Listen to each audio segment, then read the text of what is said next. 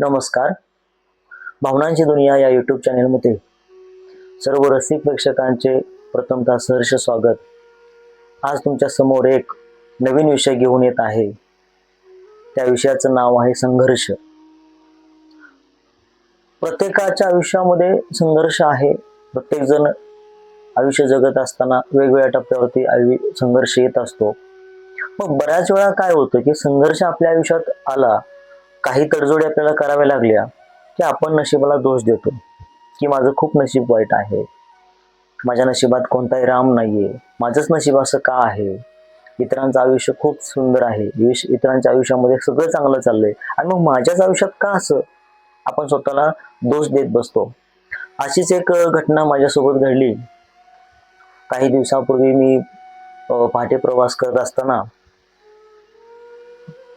चौकामध्ये खूप लांबून पाहिलं तर कुत्र्यांचा आवाज येत होता, कुजबुजलेल्या माणसाचा आवाज येत होता मला.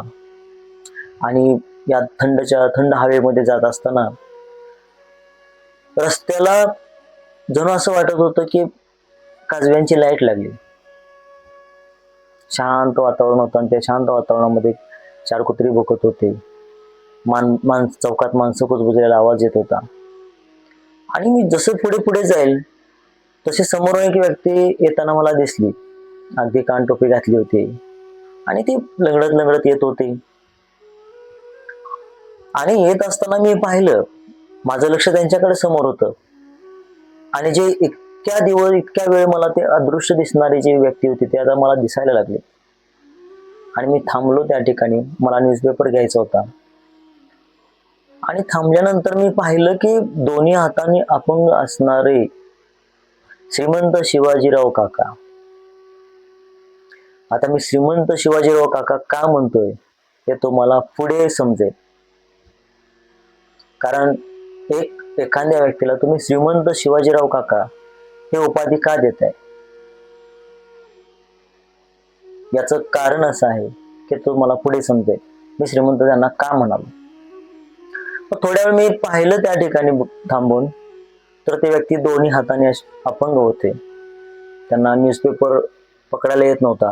पण तशा परिस्थितीही ते त्या पहाटेच्या वेळी ते न्यूजपेपर पुरवून एकात टाकत होते, पेपर नीट लावत होते, पेपर पिशवीमध्ये भरत होते. आणि मग माझी उत्सुकता लागून राहिली आणि मग त्यांना मी प्रश्न विचारायला सुरुवात केली की काका, तुम्ही अपंग असूनही अशा पद्धतीने काम करताय, एवढे पहाटे चालत येत आहे तुम्ही आणि पेपर टाकण्याचं काम करताय, तर हा संघर्ष बघून मलाच लाज वाटली. की जेव्हा आयुष्य जगत असताना बरेच जणांना अडचण आली की ते म्हणतात की नाही, माझ्या आयुष्यात हा प्रॉब्लेम आहे, माझं नशीब खराब आहे, माझ्याच वाटेला हा प्रॉब्लेम आहे, किंवा माझंच नशिबात हा एवढ्या अडचणी काय येत आहेत. मग मी त्यांना विचारायला सुरुवात केली की तुम्ही जे 200 पेपर न्यूजपेपर वाटताय, ते 200 न्यूजपेपर तुम्ही कशा पद्धतीने वाटताय. मग ते म्हणाले की मी जवळजवळचे माझ्याकडे ते काही घरं आहेत, त्या घरामध्ये दुकानामध्ये मी चालत जातोय आणि तो पेपर मी वाटतोय. मी शॉक झालो, कारण दोन्ही हाताने अपंग ते पेपर त्या परिस्थितीत ते टाकतायत, न कोणाकडे 1 रुपया मागतायत ते, आणि बोलतानाही थोडस चाटपट बोलतायत, तोतळ बोलतायत. ते बोलताना सुद्धा त्यांना स्पष्ट बोलता येत नाहीये, तरी पण हा संघर्ष करतायत ते. मग मला असं वाटतं की छोट्याशा एवढ्या मोठ्या आपल्याला देवाने सगळं दिलेलं असून सुद्धा आपण काय करतोय की हार मानतोय. आणि मग पुढे माझी आणि त्यांची चर्चा चालू झाली की या सगळ्या गोष्टी करत असताना खूप अडचणी येत आहेत, प्रॉब्लेम येत आहेत, तरीही तो व्यक्ती कोणाकडेही भीक मागत नाही.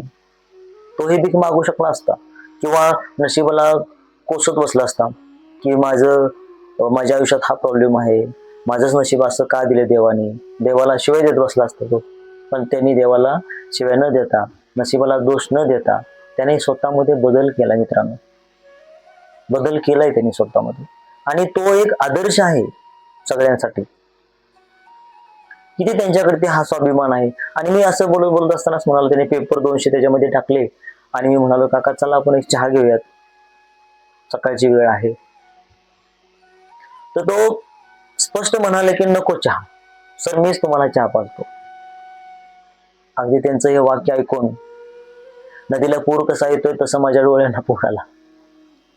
माझं मन भरून आलं की किती तो स्वाभिमान आहे, किती स्वाभिमानाने माणूस जगतोय. खूप छान वाटलं मला त्या दिवशी.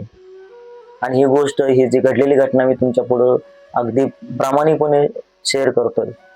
खूप त्या व्यक्तीचा मला अभिमान वाटला की अगदी एक कपभर चहा सुद्धा तो व्यक्ती माझ्या पैशानं प्यायला तयार नाही. तो स्वतः म्हणतोय की सर, मीच तुम्हाला चहा पाजतो. तर हा स्वाभिमान प्रत्येकाकडे असला पाहिजे. प्रत्येकाने संघर्ष केला पाहिजे. अपंगातवरती मात करून, अपंगातवरती त्यांनी वज्रघाव घालून त्याची मूठ माती केली आणि नव्याने आयुष्य सुरुवात केली. अशा व्यक्तीचा मला नेहमी अभिमान असतो. आणि प्रत्येक वेळी मी तुमच्या पुढे हे सांगण्याचा प्रयत्न करतो की संघर्ष करा.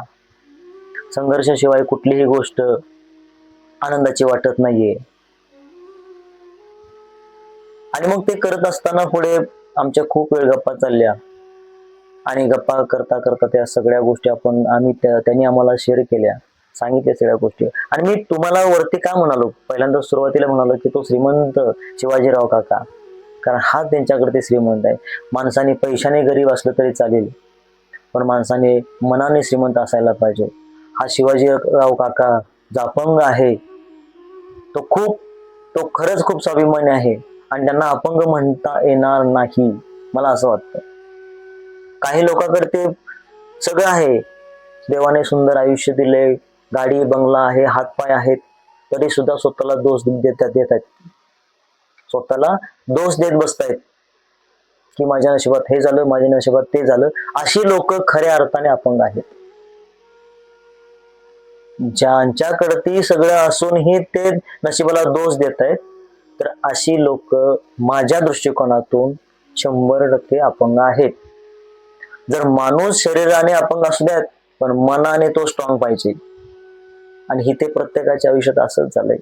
शरीराने तंदुरुस्त आहेत, पण मनाने अपंग पकडलेत, मनाने अपंग आहेत. मग अशा लोकांचा काय उपयोग आहे? म्हणून मी प्रत्येकाला सांगतो की मनाने तुम्ही स्ट्रॉंग राहा, मनाने तरुण राहा.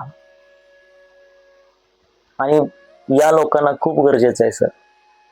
अशी लोक कुठेतरी भेटली तर त्यांच्यासोबत संवाद साधा, त्यांच्याशी चर्चा करा. तुम्हाला एक मी आवर्जून सांगेन, तुम्ही बाहेरच्या ह्याच्यात सिटीमध्ये जात असताना पाहत असाल की इथे कोणती बिल्डिंग आहे, इथे कोणता बगीचा आहे.